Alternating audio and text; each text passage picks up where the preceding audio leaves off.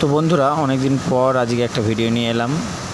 আজকে তোমাদের যেটা দেখাবো, এই জায়গাটার নাম হচ্ছে ব্লোয়ার। এর ভেতরেই ফার্নেস থেকে যে কার্বন মনোক্সাইড গ্যাসটা আসে, এই পাইপটা দিয়ে ছাড়া হয়।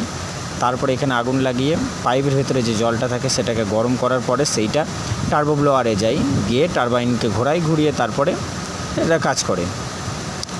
তো এর ভেতরে কত কষ্ট করে ঢুকি আমরা, প্রচুর কষ্ট করে ঢুকে তারপরে এখানে কাজ হচ্ছে, জিনিসগুলো সব চেঞ্জ করা হচ্ছে। দেখো এই জায়গাটা দিয়ে আমরা ঢুকি।